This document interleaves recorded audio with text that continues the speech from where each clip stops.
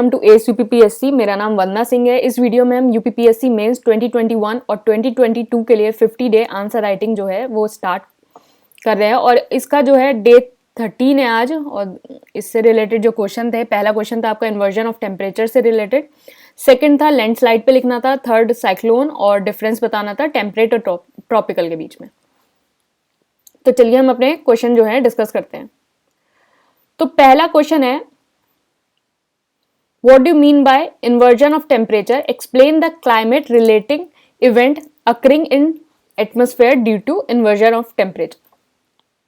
तो ये जो क्वेश्चन है इसके दो पार्ट हैं। पहला इन्वर्जन ऑफ टेम्परेचर बताना है, दूसरा ये बताना है कि कौन से क्लाइमेट रिलेटेड इवेंट अकर होते हैं इन्वर्जन ऑफ टेम्परेचर की वजह से। तो 125 वर्ड्स में जो है इस आंसर को लिखना है। तो सिंपल आप एक डेफिनेशन देंगे कि temperature inversion is the reversal of the normal behaviour of a temperature in troposphere in which a layer of cool air at a surface is overlain by warmer air. तो मतलब layer of the cool air जो है surface पे ओवरलेन करती है bye अ warmer air.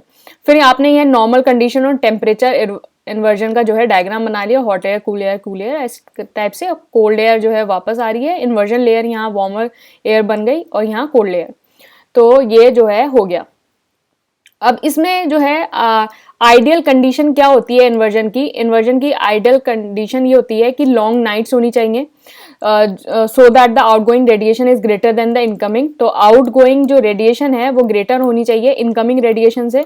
Long nights होनी चाहिए, clear sky होनी चाहिए। क्लियर स्काई की वजह से क्या होगा कि which allow unobstructed escape of the radiation. मतलब अगर स्काई क्लियर होगी तो रेडिएशन का जो है एस्केप जो है अनऑब्स्ट्रक्टेड हो सकता है। And calm and stable air so that there is no vertical mixing. तो आइडियल कंडीशन क्या है टेम्परेचर इन्वर्जन की? लॉन्ग नाइट्स होनी चाहिए, क्लियर स्काई होनी चाहिए और काम एंड स्टेबल एयर। तो ये तीन कंडीशन होती हैं टेम्परेचर इन्वर्जन की। अब इसका जो दूसरा पार्ट था वो क्या था कि क्लाइमेट इवेंट कौन कौन से होते हैं टेम्परेचर इन्वर्जन ऑफ टेम्परेचर की वजह से। तो climate related event occur during temperature of inversion. पहला, it play a role in determining the cloud form, precipitation and visibility. तो जो आपका टेम्परेचर इन्वर्जन है वो रोल प्ले करता है क्लाउड फॉर्मेशन में, प्रेसिपिटेशन में भी रोल प्ले करता है, विजिबिलिटी में भी करता है। तो in region where is pronounce low level inversion is present, convective cloud can not grow enough to produce shower. तो लो लेवल इन्वर्जन जहाँ प्रेजेंट होता है तो क्लाउड जो है वो इतने ग्रो नहीं कर पाते कि जिससे वो बारिश हो सके। तो ये जो है इन्वर्जन जो है वो शार पे भी, जो रेनफॉल है उस पर भी इम्पैक्ट करता है। विजिबिलिटी जो है इन्वर्जन की वजह से रिड्यूस हो जाती है due to the accumulation of the dust and smoke particles. तो स्मोक पार्टिकल और डस्ट की वजह से जो है विजिबिलिटी भी कम हो जाती है। जो एयर है near the base of an inversion tend to be cool and fog present हो जाता है। तो फॉग इज प्रेजेंट हो जाएगा तो विजिबिलिटी जो है रिड्यूस हो जाएगी और इसकी वजह से जो है मैक्सिमम नंबर ऑफ एक्सीडेंट्स और ये सब जो है हो जाते हैं। टेम्परेचर इन्वर्जन की वजह से फॉग प्रेजेंट हो जाता है। तो it affect diurnal variation in temperature. Second, intense thunderstorm and tornadoes are associated with temperature inversion. तो थंडर स्टॉर्म जो और टॉर्नेडोज हैं वो भी जो फिनोमेना है वो टेम्परेचर इन्वर्जन से ही है। और जो है साइक्लोन जो है वो भी टेम्परेचर इन्वर्जन का ही इफेक्ट होता है। तो ये जो है सारे आपने इफेक्ट जो है टेम्परेचर इन्वर्जन के क्लाइमेट रिलेटेड इवेंट्स जो है लिख दिए। फिर उसके बाद इसको कंक्लूड कर देंगे कि beside climate related event temperature inversion has some economic implication. तो टेम्परेचर इन्वर्जन की का जो है कुछ इकोनॉमिक इम्प्लीकेशन होता है। As the temperature inversion make bottom valley foggy and cold. Because of this जो कॉफ़ी ग्रोअर होते हैं मतलब ब्राज़ील में और एप्पल ग्रोअर्स होते हैं, और आप देखेंगे बहुत सारे होटलियर्स जो माउंटेन में आते हैं, जैसे आप मसूरी जाएंगे या फिर आप हिमाचल प्रदेश जाएंगे या फिर किसी भी हिली एरिया में जाएंगे, शिमला जाएंगे या कहीं भी आप हिली एरिया में जाएंगे, कुल्लू मनाली जाएंगे या फिर, तो वहाँ आप देखेंगे कि जो hoteliers of the mountain state होते हैं वो लोअर स्लोप को अवॉइड करते हैं कि लोअर स्लोप का स्लो अवॉइड करते हैं क्योंकि टेम्परेचर इन्वर्जन की वजह से जो वैली का बॉटम होता है, मतलब किसी भी माउंटेन वैली का बॉटम होता है, वो फॉगी और क्लाउडी हो जाता है। तो इसी वजह से जो कॉफ़ी ग्रोअर होते हैं ब्राज़ील में, वो भी अवॉइड करते हैं लोअर स्लोप को। तो टेम्परेचर इन्वर्जन का सिर्फ क्लाइमेट रिलेटेड इवेंट में ही नहीं है, because it's also has some economic implication. तो ये जो है आप इसमें लिख सकते हैं। नेक्स्ट क्वेश्चन है, explain the general process of landslide and what is the reason that the frequency of landslide is higher in Himalaya region compare to the western Ghats. तो आपको ये क्वेश्चन क्या है, एक जनरल प्रोसेस ऑफ लैंडस्लाइड बताना है और आपको बताना है कि रीजन क्या है कि जो लैंडस्लाइड है वो हिमालय में ज्यादा होती हैं वेस्टर्न घाट के कंपैरिजन में। तो 125 वर्ड का क्वेश्चन है। तो 125 वर्ड का क्या है कि इसमें जो है आप लैंडस्लाइड बता दोगे, लैंडस्लाइड क्या होती है, इसका प्रोसेस बता दोगे। तो जैसे लैंडस्लाइड क्या होती है, इसमें अगर जैसे 125 वर्ड का है तो लैंडस्लाइड क्या होती है इसी में ही थोड़ा एलोबरेट करके आप प्रोसेस भी बता सकते हो, क्योंकि 125 वर्ड है और अगर आपको ज़्यादा लेंदी आंसर नहीं होगा तो आप इसमें भी बता सकते हो कि लैंडस्लाइड के साथ प्रोसेस का जो है हल्का सा टच दे दो कि डेफिनेशन के साथ। अदरवाइज आप अलग से भी देखो, अगर ये 200 वर्ड्स का अगर क्वेश्चन होता तो इसमें जो आप क्या करते हैं कि प्रोसेस ऑफ लैंडस्लाइड में जो है अलग अलग आप फैक्टर टच कर लेते हैं कि अर्थक्वेक की वजह से कैसे लैंडस्लाइड होती है, और रेनफॉल की वजह से कैसे होती है, स्नो की वजह से कैसे होती है, माइनिंग की वजह से कैसे होती है। तो ये अलग अलग जो है फैक्टर टच करके इसका प्रोसेस आप डिफाइन कर सकते थे। लेकिन जो ये क्वेश्चन है 125 वर्ड्स का है तो हमें चीज़ें जो है लिमिटेड ही लिखनी पड़ेंगी और इस तरह से लिखना पड़ेगा कि इसमें जो है पूरा कैटर हो जाए। तो आप यहाँ ये कर सकते हैं कि आपने लैंडस्लाइड की ये डेफिनेशन लिख ली और इसमें ही हल्का सा थोड़ा सा प्रोसेस यहाँ एक्सप्लेन कर दिया कि कैसे जो है वेदरिंग ऑफ रॉक्स हो रहे हैं और हम जो माउंटेन का बेस है वो इरोड हो रहा है। तो ये सारे जो है आपने यहाँ एक्सप्लेन कर दिया। तो क्वेश्चन आंसर हम इसका देखते हैं। लैंडस्लाइड क्या होता है? Landslide are the physical mass movement of soil, rock and debris down the mountain slope because of heavy rainfall, earthquake, gravity and other factor।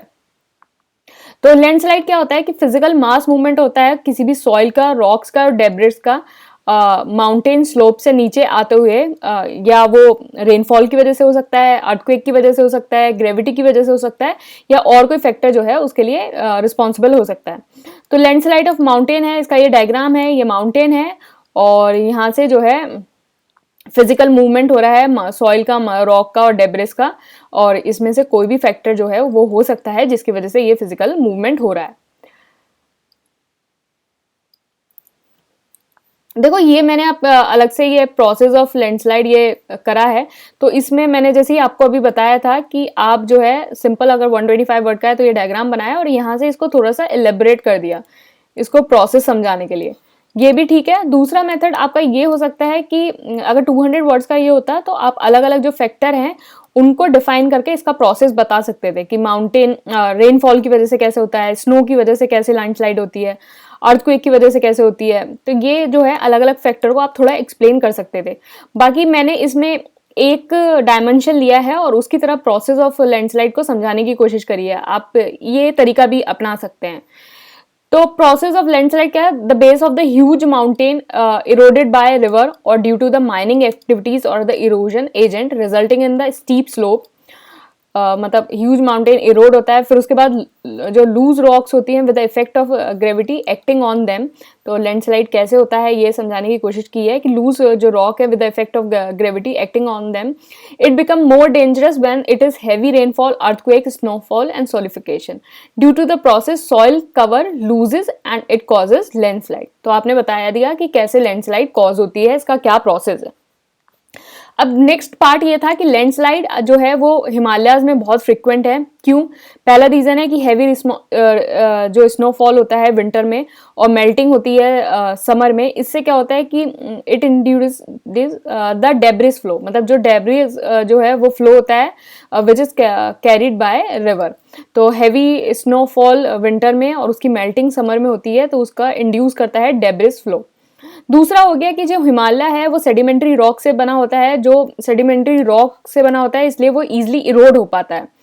फिर drifting of Indian plate differing of Indian plate जो है frequent earthquake और instability जो है reason को provide करती हैं, जिसकी वजह से भी लैंडस्लाइड होती है। जो हिमालय है वो अभी तक अपने इक्विलिब्रियम पे नहीं पहुंचा है, जिसकी वजह से जो उसका स्लोप है वो डीस्टेबलाइज होता रहता है और लैंडस्लाइड जो है वो अकर होती है। आपका चेंज इन टेम्परेचर जो है मच मोर है नॉर्दर्न इंडिया में, जिसकी वजह से क्या है वो रॉक को वीकन करता है। तो ये सारे जो है ये सारे रीजन हो गए कि हिमालय में जो है लैंडस्लाइड क्यों फ्रिक्वेंट है। तो लैंडस्लाइड का जो है have relative small and localised area of direct influence, मतलब लैंडस्लाइड का जो है एक छोटा और localise area of direct influence है, but sometimes it make spatial interaction difficult, risky, which affect development activities in the area. मतलब माना कि ये स्मॉल और localised area of direct influence है, लेकिन कभी कभी क्या होता है कि ये चीज़ों को इतना रिस्की और डिफिकल्ट बना देता है, जिसकी वजह से जो डेवलपमेंट एक्टिविटीज़ हैं वो कम्प्लीटली इफेक्टेड हो जाती हैं। जैसे फॉर एग्जांपल जो है 2021 का जो है आप मुंबई का लैंडस्लाइड देख सकते हैं, 2021 का हिमाचल का लैंडस्लाइड देख सकते हैं। तो बहुत ज़्यादा डेवलपमेंटल एक्टिविटीज़ को उस एरिया को डिवास्टेट किया था। तो ये सारी चीज़ें जो है आप ऐसे लिख के आ सकते हैं। नेक्स्ट क्वेश्चन है define cyclone and bring the difference between the temperate cyclone and the tropical cyclone. तो साइक्लोन डिफाइन करना है और इन दोनों के बीच में क्या डिफरेंस है वो आपको बताना है। 200 मार्क्स का ये जो है क्वेश्चन है। तो साइक्लोन क्या है? एक रैपिड इनवर्ड एयर सर्कुलेशन होता है अराउंड अ लो प्रेशर एरिया। तो आप साइक्लोन के कैसे याद रखेंगे? Clack. Cyclone low pressure northern hemisphere में एंटी क्लॉकवाइज और सदर्न हेमिस्फेयर में क्लॉकवाइज। तो क्लैक से याद रख लेना। तो साइक्लोन क्या है? Rapid inward air circulation around a low pressure area. The air circulate in anti clockwise direction northern hemisphere में और clockwise direction in the southern hemisphere में। साइक्लोन जो है एक system of low convergence and high level divergence है with a rising column of air in the center of the rotating air mass. If the upper air is not diverging, then there cannot be a cyclone present. तो cyclone जो है एक system है low level convergence का और high level divergence का with a rising column of air. तो इसको जो है आप यहाँ से समझ सकते हैं कि ये जो है लो प्रेशर है, यहाँ जो है कन्वर्ज हो रही है और इधर डाइवर्ज हो रही है, और यहाँ हाई प्रेशर है, यहाँ डाइवर्ज हो रहा है और इधर कन्वर्ज हो रहा है। तो ये जो है आप डायग्राम जो है देख सकते हैं साइक्लोन का। फिर इसका जो है नेक्स्ट पार्ट क्या था कि आपको डिफरेंस बताना था टेम्परेट एंड ट्रॉपिकल में। तो आप जो है यहाँ एक लाइन और लिख सकते हैं कि there are two type of cyclone, there are two type of cyclone, tropical and temperate. ये आप लिख सकते हैं। फिर उसके बाद क्या हुआ कि difference between tropical and temperate. तो मैंने जितने भी आपको याद रहे, मैंने तो इसमें अराउंड 11 इंक्लूड किए हैं, लेकिन आपको जितने भी याद रहे कम से कम 200 का नंबर का क्वेश्चन है। तो पहले पार्ट को जैसे हम 6 नंबर दे दें, तो सेकंड पार्ट को अगर हम 6 नंबर दे दें, तो इसके हिसाब से आपको कम से कम 8 पॉइंट्स तो कम से कम लिख के आने ही चाहिए एग्जाम में, कि मतलब अगर डिफरेंस आता है तो 8 पॉइंट तो लिख के आने ही चाहिए। तो अब हम इसका डिफरेंस देख लेते हैं। तो डिफरेंस क्या है? ओरिजिन क्या है? इसका थर्मल ओरिजिन होता है कि over large body of relatively warm water. इसका डायनेमिक होता है form due to the interaction of the warm and cold masses. Latitude जो है ये आपका 10 डिग्री से 30 डिग्री नॉर्थ साउथ में मिलता है, और ये 35 से 65 डिग्री नॉर्थ साउथ में मिलता है। तो 10 से 30 में मिलता है और ये 35 से तो बेसिकली ये ट्रॉपिक ऑफ कैंसर में मिलता है और ये कैप्रिकॉन में मिलता है। फ्रंटल सिस्टम क्या है? ट्रॉपिकल के अंदर जो है वो एब्सेंट रहता है और इसमें जो है ये प्रेजेंट रहता है टेम्परेट के अंदर। तो फॉर्मेशन इसकी दोनों की क्या है कि फॉर्म ओनली ऑन सीज, ये सिर्फ समुद्र में फॉर्म होता है, और ये लैंड और सी में दोनों में फॉर्म हो सकता है। टेम्परेट वाला लैंड और सी दोनों में फॉर्म हो जाता है।